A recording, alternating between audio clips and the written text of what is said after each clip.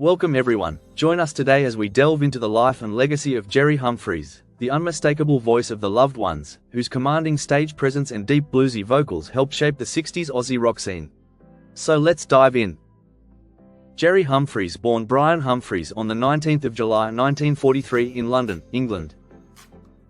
Of Cornish descent on his father's side, Gerry never got to meet his dad, who was killed in the war before he was born. He had two half-siblings, a brother and a sister. Music was a passion from an early age, and as a talented choir boy, his choir even performed for the Queen. This early training helped shape the remarkable vocal range he would later bring to his bands. Struggling to get along with his stepfather, Gerry sought a fresh start in Australia, emigrating alone as a 10-pound pom at around 15. Before leaving, a short haircut left his ears sticking out, earning him the nickname Jerry Lewis among his peers. Embracing the name, he soon changed it to Gerry. After settling in Melbourne, Gerry immersed himself in the local music scene, playing traditional jazz in the early 1960s and joining the Red Onions jazz band. Comprised mostly of musicians from the Sandringham, Brighton area, the band blended New Orleans-inspired jazz with their own energy and quirky humor. Gerry's role as a clarinetist and occasional bluesy singer added an extra dimension to their sound. Core members included Brett Eagleton on trumpet, Bill Howard on trombone, and Alan Brown on drums, with a rotating lineup of musicians over the years. Brett's sister, Sweet Sal, occasionally joined in on washboard. During this time, Gerry met Claire, a future model and artist, and boldly told her upon their first meeting at a pub that he would marry her one day, a promise he would very soon keep. While performing in Melbourne's bohemian clubs at night, Gerry worked in a factory by day to support himself and new wife. In early 1965, the Red Onion Jazz Band recorded a well-received self-titled LP for the W&G label, featuring album cover art by bandmate tuba player Kim Lynch. However, by October of that year, Gerry, Kim Lynch, and keyboardist Ian Klein left the group to explore the emerging electric rhythm and blues scene, which was quickly overtaking jazz among younger audiences, particularly after the Beatles' 1964 tour of Australia. The trio would soon go on to form the legendary rock band, The Loved Ones, named after Evelyn Waugh's short and darkly satirical novel The Loved One. To complete their lineup, they brought in former Wild Cherries guitarist Rob Lovett, with Terry Knott as their initial drummer, later replaced by Gavin Anderson. The Loved Ones quickly gained a reputation as an electrifying, if unpredictable live act, drawing comparisons to the Rolling Stones and the Animals. They became a major force on the local club and dance circuit, captivating audiences with their dynamic performances. Their striking mod-inspired stage outfits added to their visual appeal, but the true centerpiece was Gerry. With his magnetic stage presence, dark, gypsy-like features, and deep, blues-infused baritone, he became one of Australia's most compelling rock vocalists.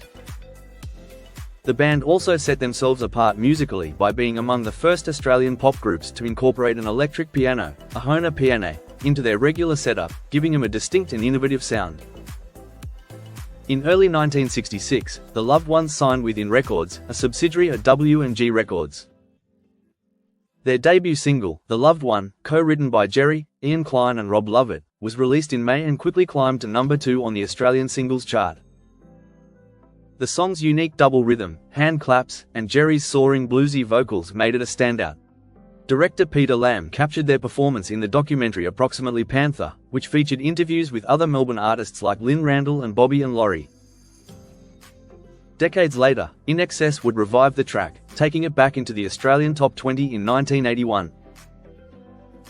Their follow-up single, Ever Loving Man, released in July 1966, peaked at number 7 on the Go Set National Top 40 by October, while The Loved One was still in the top 20. It's believed partial lyrics to the song were written by Gerry after an argument with his wife. To promote their music, The Loved Ones performed on The Go Show on October 24, playing The Loved One, Ever Loving Man, and More Than Love.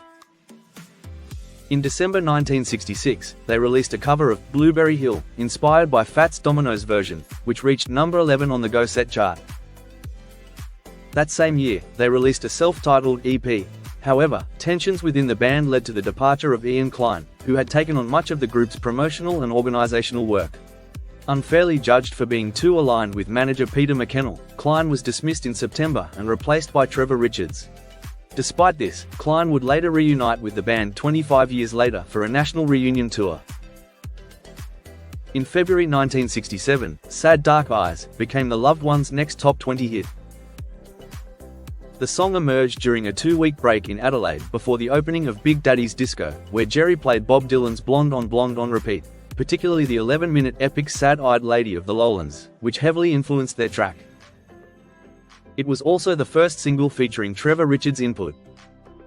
Their next release, A Love Like Ours, in April, also reached the top 20, showcasing the band's emotional depth and musical inventiveness. On April 23, they performed at Festival Hall in Melbourne, recording live versions of their songs. That same month, they joined Eric Burdon and the Animals and Dave D, Dozy Beaky, Mick and Titch on their national tour. In May, founding member Kim Lynch left the band, leading to a lineup shift, with Danny DeLacy from Los Angeles joining as lead guitarist, while Rob Lovett moved to bass. Their August single, Love Song, failed to chart, but in October 1967, they released their debut album, The Loved Ones Magic Box, which has now become a collector's item. Sadly, in October 1967, the Loved Ones disbanded, just 2 years after forming. Due to numerous reasons, one of which was exhaustion, from relentless touring, recording, and playing up to 5 gigs a night, with little time to write new material. Their final tour in Perth began with excitement, with fans mobbing them at the airport. They appeared on TV, radio, and toured through Albany, Kalgoorlie and other towns, but their label W&G Records failed to stock their music in stores. By the tour's end, promoters disappeared, leaving the band broke and disheartened.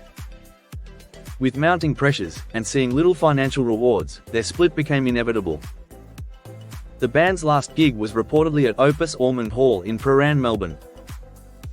After the Loved Ones disbanded, Gerry initially managed the Valentines, featuring Bon Scott and Vince Lovegrove. In 1971, he formed Gerry and the Joy Band, a rotating lineup including members of Daddy Cool and the Aztecs, but the group struggled due to limited publicity. Around this time, he moved to Sandringham, hosting gatherings at his Spring Street home.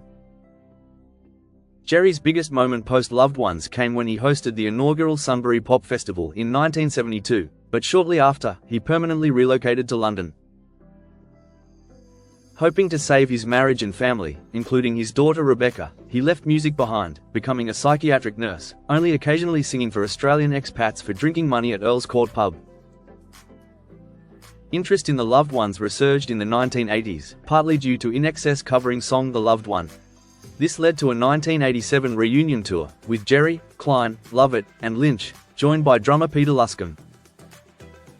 They released the live album Live on Blueberry Hill through Mushroom Records. However, Gerry's struggles continued. His marriage ended, largely due to his alcohol consumption, with Claire later returning to Australia in 1991. In 2001, the Loved Ones were featured in the ABC TV series Long Way to the Top, which described them as a band with quirky rhythms and a charismatic lead singer. They were invited to join the 2002 Long Way to the Top national tour, but Gerry had to pull out last minute due to a hip replacement. That same year, The Loved One was voted the 6th best Australian pop song of all time by APRA.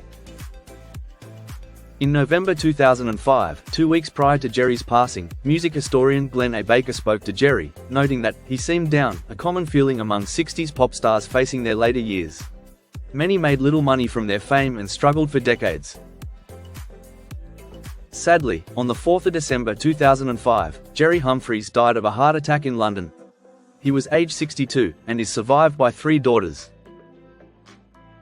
In 2010, the Loved Ones were inducted into the ARIA Hall of Fame, along with The Church, John Williamson, The Models and Johnny Young.